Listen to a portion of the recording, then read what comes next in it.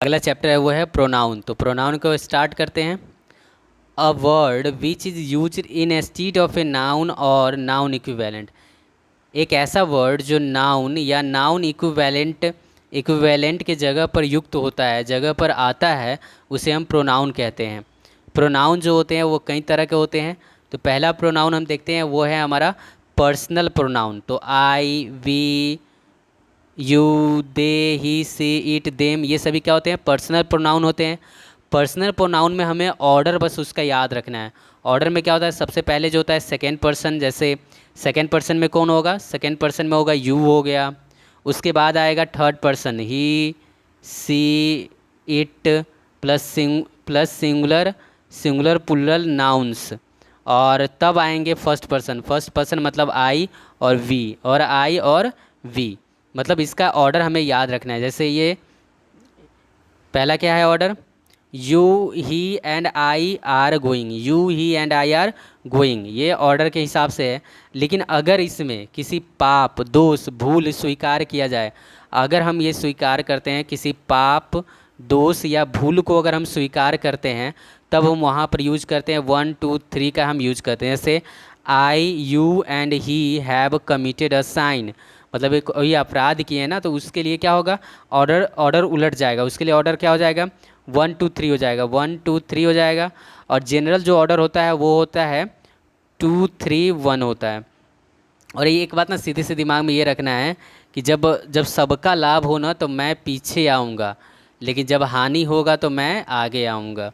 बस यही याद रखना है। अब हम आगे देखते हैं use of objective cases. Use of objective case pronouns. Objective case pronoun का हम यूज देखते हैं। लेट के बाद जो ऑब्जेक्टिव ऑब्जेक्टिव केस प्रोनाउन होते हैं ना, उसका अब हम यूजेस देखते हैं। तो लेट के बाद उसका यूज होता है, जैसे लेट यू एंड मी। तो लेट के बाद जब भी कोई अगर प्रोनाउन आएगा वो ऑब्जेक्टिव केस में ही आएगा। लेट के बाद क्या होगा? प्रोनाउन जो होगा वो ऑब्जेक्टिव केस में आएगा, चाहे कितने भी प्रोनाउन आ जाए। जैसे लेट यू एंड मी होगा। प्रीपोजिशन के बाद है वो भी ऑब्जेक्टिव में ही यूज होगा। जैसे जैसे ऑन मी है, ही डिपेंड ऑन मी, तो मी क्या होगा? माई नहीं होगा, यहाँ पर मी होगा। ऑब्जेक्टिव केस में ही यूज करेंगे। There is a conflict between you and me. You and me होगा, बिटवीन है, ये बिटवीन क्या है यहाँ पर? बिटवीन जो है यहाँ पर ये आया है प्रीपोजिशन के रूप में। इन पर आधारित प्रॉब्लम्स को भी हमें यहाँ पर देखना है। जैसे between you and I he probably want come at all. यहाँ पर ध्यान रखना है कि बिटवीन है ना, तो बिटवीन के बाद क्या करना है? हमें ऑब्जेक्टिव केस का यूज करना है। यू का ऑब्जेक्टिव यू ही रहता है, लेकिन आई का ऑब्जेक्टिव क्या होता है? मी होता है। तो यहाँ हो जाएगा बिटवीन यू एंड मी हो जाएगा।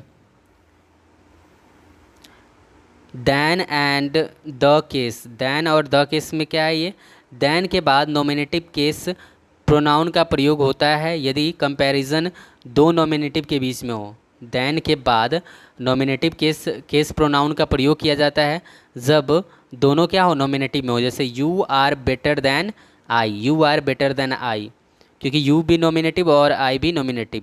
किंतु दैन के बाद ऑब्जेक्टिव केस प्रोनाउन का प्रयोग होता है यदि कंपैरिजन दो ऑब्जेक्ट के बीच में हो। अगर कंपैरिजन दो ऑब्जेक्ट के बीच में है, यहाँ पर ये देखना है कि यू यहाँ पर सब्जेक्ट के रूप में है ना, तो इसलिए नॉमिनेटिव केस में है। लेकिन अब यहाँ पर जब यूज़ करें he respects you more than me, अब यहाँ पर जो है ना ये यू क्या है? ऑब्जेक्ट है, और मोर देन यहाँ पर लगाया हो, तो ये जो कंपैरिजन जो होगा वो क्या होगा? दोनों के ऑब्जेक्टिव केस में ही होगा।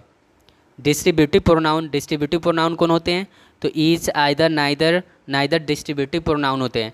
तो ईच का प्रयोग दो या दो से अधिक के लिए होता है। ईच ऑफ टू बॉयज़, मतलब दो या दो से अधिक के लिए हम ईच का यूज करते हैं। Each of the three boys.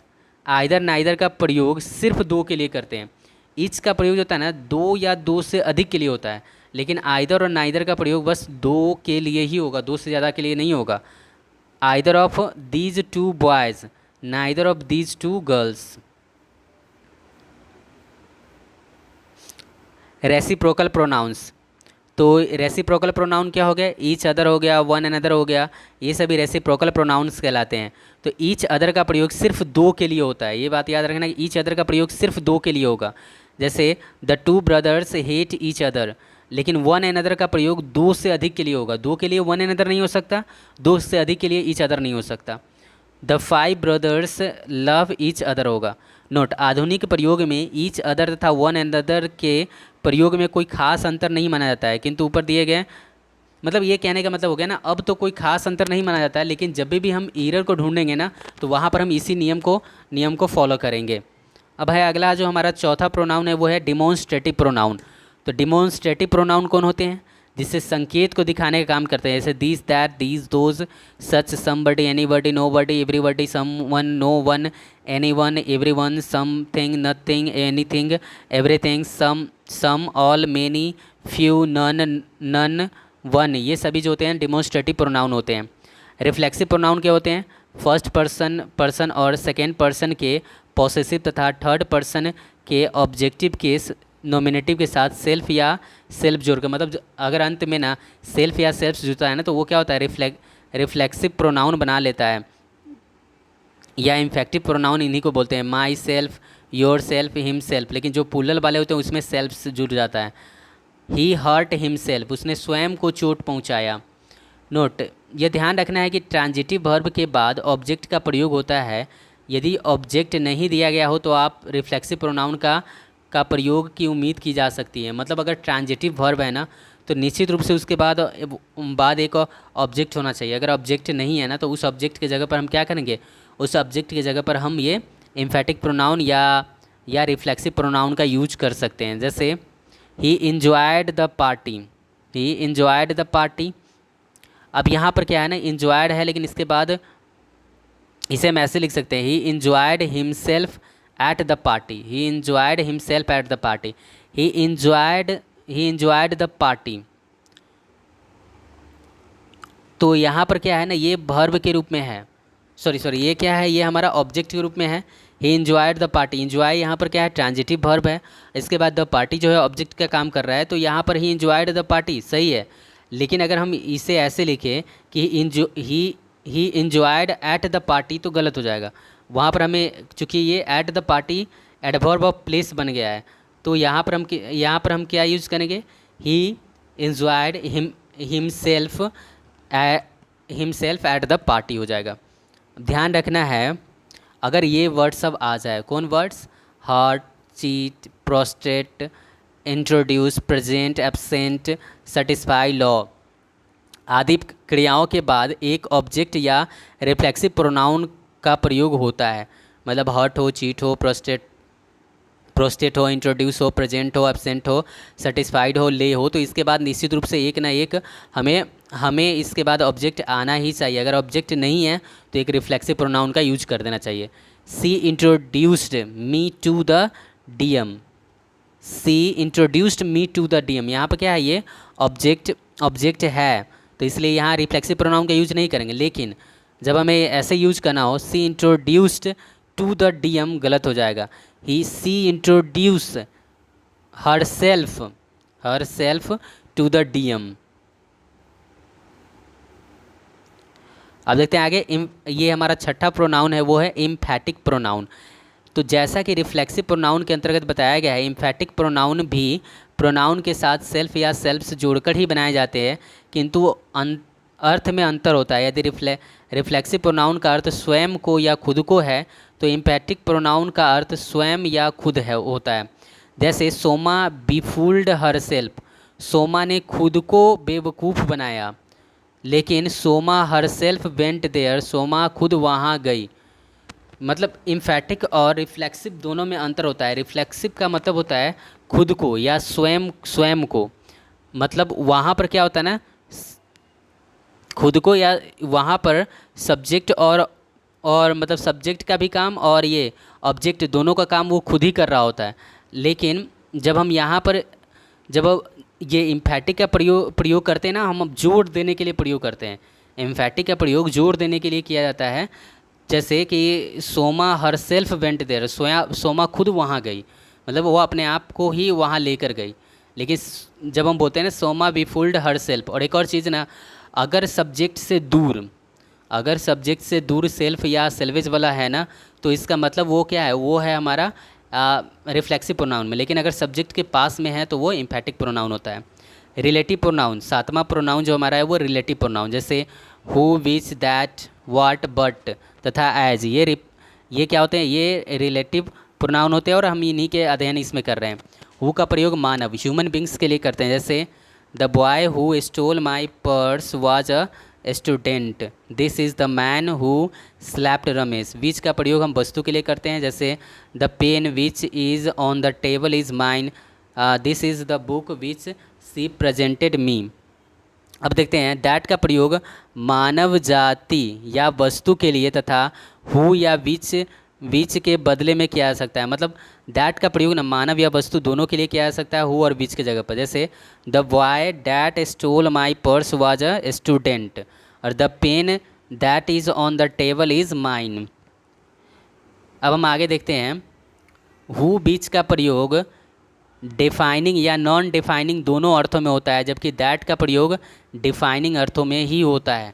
मतलब हु या विच का प्रयोग ना हम डिफाइनिंग या नॉन डिफाइनिंग दोनों अर्थों में प्रयोग कर सकते हैं, लेकिन दैट का प्रयोग हमें डिफाइनिंग अर्थों में ही करना होता है। जैसे the dog which I have bought is black, तो डॉग के बारे में हम बता रहे हैं, डॉग को डिफाइन कर रहे हैं, जिस डॉग को हम लेकर आए हैं ना वो डॉग को जो हम लेकर आए हैं वो क्या है, ब्लैक कलर का है, हम इसे डिफाइनिंग कर रहे हैं। लेकिन जब हम ऐसे लिखते हैं I have bought a dog which is black, तो यहाँ पर हम डॉग को डिफाइन नहीं कर रहे हैं, ये नॉन डिफाइनिंग यूज हो गया। तो नॉन डिफाइनिंग यूज में हम हमेशा विच या हु का प्रयोग करेंगे, लेकिन डिफाइनिंग जहाँ भी होगा ना, डिफाइनिंग के लिए हम वहाँ पर हम द का यूज करेंगे।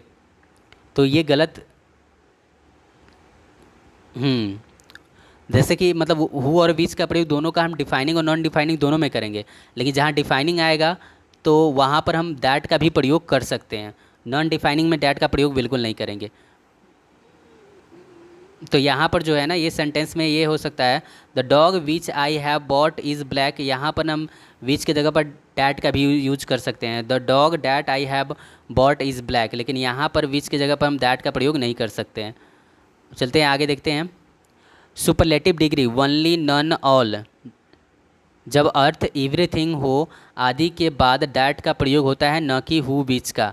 ये याद रखना है कि जो सुपरलेटिव डिग्री हो जिसमें कि EST लास्ट में जुड़ा हुआ हो, वनली हो, नन हो और ऑल हो, अगर ये सब है ना, तो इससे पूरे चीज़ का अगर पता चल रहा है ना, तो वैसे केस में हम क्या करते हैं, दैट का ही यूज करते हैं। अगर हमें रिलेटिव प्रोनाउन लाना है तो दैट का ही यूज होगा, हु बीच का नहीं होगा। जैसे all that glitters is not gold, that is the best thing that I can do. Who home के प्रयोग में प्रायः प्रॉब्लम दिया जाता है। ध्यान रहे कि हु नॉमिनेटिव केस में है जबकि हुम ऑब्जेक्टिव केस में है, अतः हु के बाद एक वर्ब आता है जबकि हुम के बाद नहीं।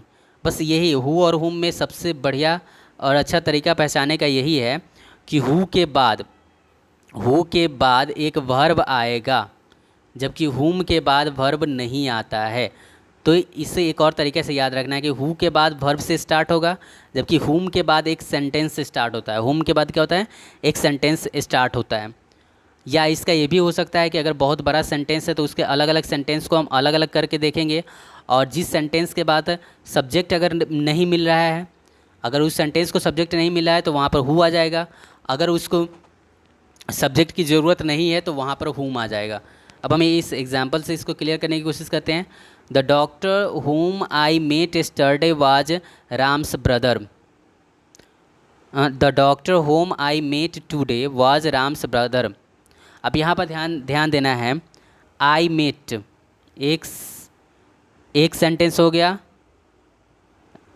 उसके बाद देखते हैं द डॉक्टर वाज राम्स, अब यहाँ देखो एक सेंटेंस हो गया, दूसरा सेंटेंस क्या है, the doctor was Ram's brother.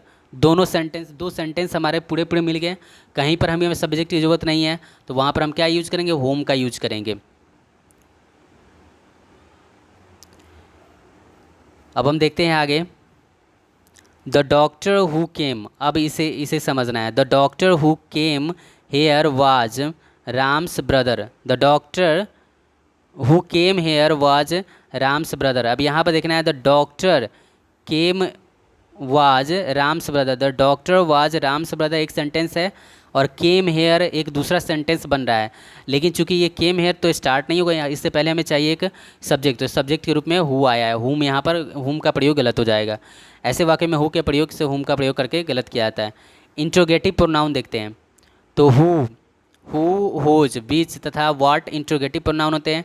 Who comes here, यहाँ कौन आता है। Which of this gentleman is John, इन भद्रजनों में जॉन कौन है। व्हाट इज़ द मैटर, बात क्या है। इस सिर्फ अर्थ के ध्यान में रखकर ही इसके प्रयोग को समझा जा सकता है। और एक्सक्लेमेटरी प्रोनाउन जो होते हैं वो कौन होते हैं, वो होते हैं व्हाट। तो इस तरह से हमने 10 तरह के प्रोनाउन को देख लिया है, और हमारा ये प्रोनाउन का चैप्टर भी कंप्लीट होता है।